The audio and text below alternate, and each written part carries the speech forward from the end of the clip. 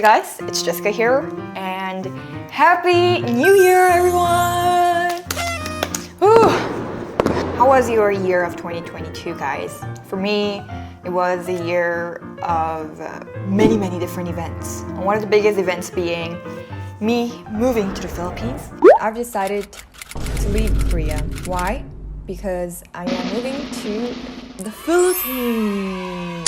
That's a big change, you know, moving from country to country. That's why this year really went by in the blink of an eye for me. As in, really, I keep mistaking the events that happened in 2021 as 2022. But anyway, now it's the new year, 2023, and just a little spoiler, I am planning to do the most long-awaited meet and greet early this year, so stay tuned for that. For today's video, since it's the new year, I thought, why not start off the year by talking about the different New Year celebrations of Korea and the Philippines. First of all, one of the main differences of the New Year's celebration of the Philippines and Korea is on the timing. In the Philippines, we celebrate New Year following the Gregorian calendar, which was introduced by Spain during the colonization period. And as you know, the Gregorian calendar, the solar calendar, is also the calendar that's followed by many countries internationally, such as Korea as well. So we also use the solar calendar. So we do recognize first of the year, so January 1st, as a new year, but what we would take really as the new year season is really following the lunar calendar. So for this year, the new year is going to be January 22. So in short, in Korea, there still is a solar New Year celebration on the 1st of January, just like everyone. But what is mostly used to actually celebrate and observe the traditional festivals of the New Year, we follow the lunar calendar. And this time of the year is recognized as one of the most important holidays in Korea. So this is a kind of Christmas holidays in the Philippines for Koreans. It's really the longest. The calendar, the dates are read for around 4 days. So that's not common in Korea because it's not like there are a lot of holidays in Korea, just like the Philippines. That's actually one thing that I was really shocked about in the Philippines, how there are like a lot of holidays. So moving on, one big similarity that I noticed between the two countries, Philippines and Korea, is the influence of other countries in their New Year celebrations. First of all, Spain and China have long been influencers and contributors to Filipino culture, and one of their main influences can be noticed through the Filipino way of celebrating the New Year. So during New Year's Eve, Filipinos would come together mostly as a family and eat media noche, as mostly inherited from the Spaniards. So I would say that Media Noche would be kind of like the batch 2 of Noche Buena, which is the grand dinner everyone shares when midnight strikes, which signifies the Filipino family's wish for a prosperous year ahead. So when I first came to the Philippines in 2010 and experienced the New Year celebration from 2009 going to 2010, I was really mind-blown. I didn't know that it was such a big activity and such a festive vibes with the fireworks and everything. Although in Korea, yes, you know, in Myeongdong or these famous places in Seoul, they do a countdown together and then there are fireworks and stuff, but it's just like a main facilities that does that. It's not really like families really come by together and count down together and then 3, 2, 1, bang! Like that's just something that I saw for the first time and experienced for the first time in the Philippines. The games and everything, that memory really struck me so much that still now, it's so vivid in my head and in my heart.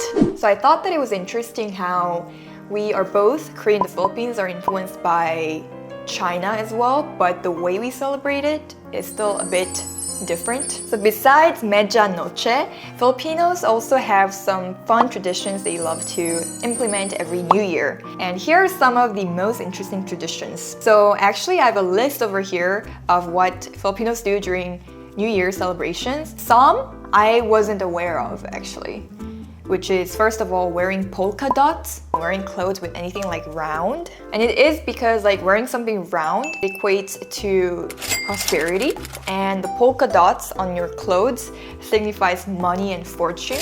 So that's the reason, guys, apparently. And yeah, I didn't know that, honestly. Secondly, and remember this, having 12 round-shaped fruits on the table. I remember this with my English teacher when we were celebrating the New Year and we went to the palenque together to buy the fruit. And I remember mangosteen being so expensive. That's all I remember. Among those many round fruits, it's like buying mangosteen. That's like, wow. It's like, yeah, because it's really expensive, right, mangosteen? So I just remember that moment. I just remember how mangosteen was the most expensive fruit on the table. So again, round fruits because round shape symbolizes prosperity. And then why there are 12 different kinds is also to represent the number of the months of the year, 12 months. And then thirdly, eat pansit for long life, good health, and better luck. I remember there was pansit canton on the table on that day and sticky rice to strengthen family bond. And then the water and rice containers should be full. And then there are also other things that I also really never heard of, which are fill up pockets with money or coins and shake them at midnight for some good fortune, or jumping high when midnight strikes can help kids grow taller. And open the doors and windows to welcome the good fortune, positive vibes. And oh, this I remember. Yeah, they really opened the door and asked, why is everyone opening the door? Yeah, so that the fortune will come in. And of course, last but not least, it is the fireworks. And apparently doing fireworks and making noise will drive away evil spirits. And that's why that became the tradition. But you know, I was so scared like the whole New Year time. The sound of the firework, it sounds like a gunshot.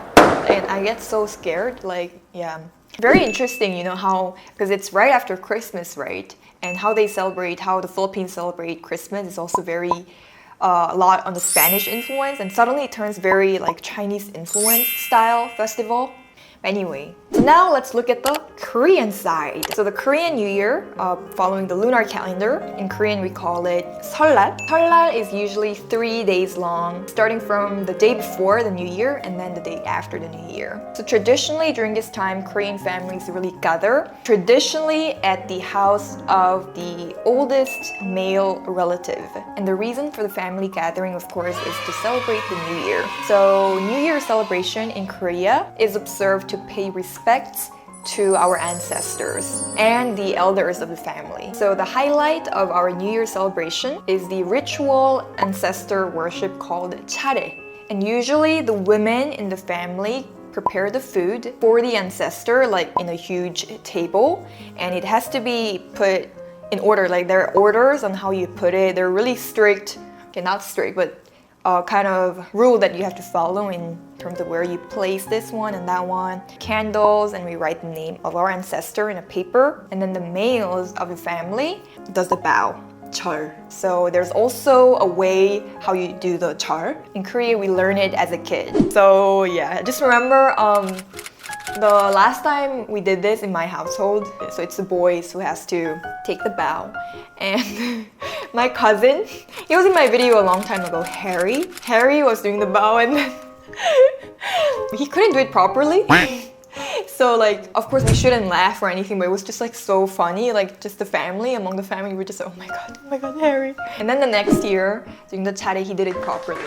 So yeah, that's just a little TMI. So not just bowing, of course, the whole essence is that you offer the food, and then also one by one, you come out, after you bow, you offer the alcohol as well. So there's really a step for all of that. And then after that ritual, it's the highlight for the children in the family, which is the time for them to take a bow to the elders of the family, you know, our parents or even our neighbors, or yeah, usually parents and families, and they will give you angpao. And then another one is, it's also one of the highlights, which is drinking or eating 떡국. 떡국 is a rice cake soup in Korea. It's so good. So in Korea, we do have this tradition. You can only really age once you have eaten the 떡국. So we have to eat 떡국. Every after the New Year, the most common greeting that people would give you would be, oh, have you eaten 떡국? And many people would joke like, oh, I didn't because I don't want to age.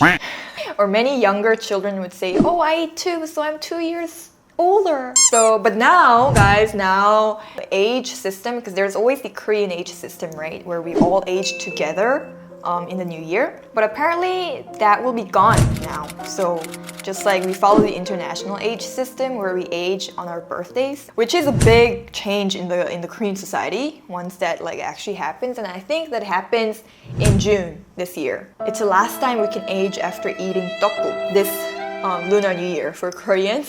So in short, for Koreans, Lunar New Year or New Year is really the time where we pay respect and remember our ancestors. And then visit their families, have really, really good food. You know, on the ritual table, of course, we offer it to them. And after we do that, we eat all the meal together as a family. And that's just the best ever. There's like all my favorite food on the table. So yeah, those were the ways of how the two countries where I'm from, the Philippines and Korea, celebrates a new year. I think it's always very interesting to know about these different traditions of Korea and the Philippines because the Philippines is still a country in Asia. So supposedly what many people would assume is that it wouldn't be so different from Korean traditions or Korean culture, but actually it is very different. There are many similarities, but it always sprouts in a different way, even under the same influence of the same country. And I think these kind of culture observations does not always stop from a mere, judgment of, oh, that's how it's different. But you can actually develop those observations more to be able to learn about different cultures even more.